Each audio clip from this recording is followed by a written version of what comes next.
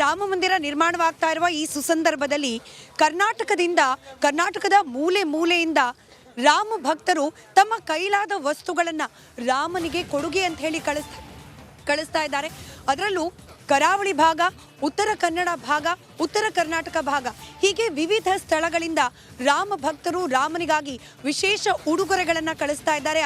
ಅಂಥದ್ರಲ್ಲೇ ಅಷ್ಟಮಠಗಳಿಂದ ಸಂಗ್ರಹಿಸಿದ ತುಳಸಿ ಜಪಮಾಲೆ, ಪ್ರಾಣ ಪ್ರತಿಷ್ಠಾಪನೆ ದಿನ ತುಳಸಿ ಜಪಮಾಲೆಯನ್ನ ರಾಮನಿಗೆ ಸಮರ್ಪಣೆ ಮಾಡೋ ಸಲುವಾಗಿ ಉತ್ತರ ಕನ್ನಡದ ಶಿರಸಿಯಿಂದ ಈ ಜಪಮಾಲೆಯನ್ನ ಕಳುಹಿಸಲಾಗಿದೆ.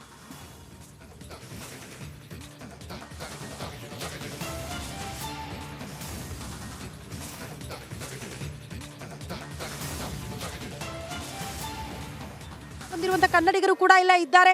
ಸೊ ಅಯೋಧ್ಯೆಗೆ ಬಂದಿರೋದ್ರಿಂದ ಅವ್ರಿಗೆ ಎಷ್ಟು ಖುಷಿ ಆಗ್ತಾ ಇದೆ ಅನ್ನೋದನ್ನ ಅವ್ರ ಹತ್ರನೇ ಮಾತನಾಡಿಸ್ತಾ ಹೋಗ್ತೀನಿ. ಸರ್, ತಮ್ಮ ಹೆಸರು?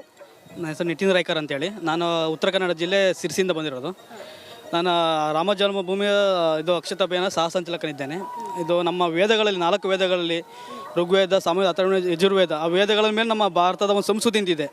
ಇದು ಜಪಮಾಲಾ ಅನ್ನೋದು ಅಷ್ಟೇ ಒಂದು ವಿಶೇಷತೆಯನ್ನು ಪಡ್ಕೊತೀವಿ ನಾವು. ಅದೇ ರೀತಿ ನಾನು ಗೋಪಾಲ್ಜಿ ಅವರಿಗೆ ಅದು ನಮ್ಮ ಟ್ರಸ್ಟಿ, ನಮ್ಮ ರಾಮ ಜನ್ಮಭೂಮಿಯ ಟ್ರಸ್ಟಿ, ಪ್ರಾಣ ಪ್ರತಿಷ್ಠಾಪನೆ ಟ್ರಸ್ಟಿ ಅಧ್ಯಕ್ಷ, ಇದು ಉಸ್ತುವಾರಿ ಆದಂತಹ ಗೋಪಾಲ್ಜಿ ಅವರಿಗೆ ನೀಡಿದ್ದೇನೆ.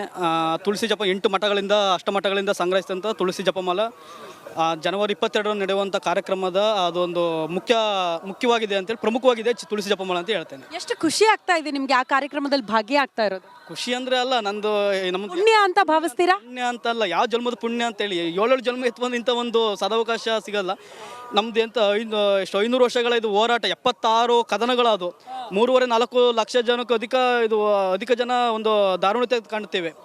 ಆದರೆ ನಾವು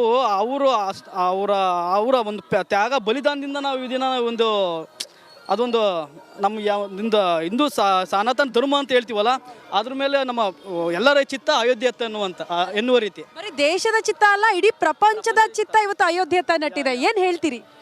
ಅಲ್ಲ, ನಮ್ಗೆ ಈ ಮೊದಲಿಂದ ಹೇಳ್ಬೇಕಂದ್ರೆ ನಮ್ಮ ಮೋದಿಜಿ, ಯೋಗಿಜಿಯವರು ನಾವು ಈ ದಿನ ಸ್ಮರಿಸಬೇಕಾಗ್ತದೆ. ನಾವು ನೋಡಬೇಕು ಇಲ್ಲಿ ಯಾವ ರೀತಿ ಒಂದು ಸರ್ಕಾರದ ₹1 ನಯ ಪೈಸೆಯನ್ನು ಪಡೆದಿಲ್ಲ. ಭಕ್ತಾದಿಗಳಿಂದ 5,000 ಕೋಟಿ ಅಂದರೆ ಅದು ಸಾಮಾನ್ಯ ಮಾತಲ್ಲ ಅದು. ಇದನ್ನು ನಾವು ನಮ್ಮ ಧರ್ಮಕ್ಕೆ, ಹಿಂದೂ ಸನಾತನ ಧರ್ಮಕ್ಕೆ ಇರುವಂತಹ ಒಂದು ಪ್ರಾಮುಖ್ಯತೆಯನ್ನು ಕಾಣಬೇಕು. ಮುಖ್ಯವಾಗಿ ನಾವು ಇದರಲ್ಲಿ ನಾವು ಅಷ್ಟು ನಾವು ಪುಣ್ಯವಂತರು ಅಂತ ಹೇಳೋಕ್ಕೆ ನಾವು ಅಷ್ಟು ಯಾವ ರೀತಿ ಎಕ್ಸಾಕ್ಟ್ ಆಗಿದ್ದೀನಿ ಅಂದರೆ ಅಷ್ಟು ಇದಾಗ್ತದೆ ಉಂಟು ಅಂತೇಳಿ. ಬಹಳ ಖುಷಿಯಾಗಿದೆ. 22ಕ್ಕೆ ಅಷ್ಟಮಠಗಳಿಂದ ತುಳಸಿಯನ್ನ ತಾವು ತುಳಸಿ ಜಪಮಾಲ 22ನೇ ತಾರೀಕು ನಡೆಯುವಂಥ ರಾಮಗೆ ಪ್ರಮುಖವಾಗಿ ನಮ್ಮ ಯಜ್ಞ ಯಾಗಾದಿಗಳಲ್ಲಿ ನಾವು ಏನು ಇದು ಮಾಡ್ತೀವೋ ಅದು ತುಳಸಿ, ನಾವು ಆಭರಣಕ್ಕಿಂತ ತುಳಸಿಗೆ ಪವಿತ್ರವಾದಂಥ ಸ್ಥಾನ ಕೊಟ್ಟಿದ್ದೀವಿ ನಮ್ಮಲ್ಲಿ.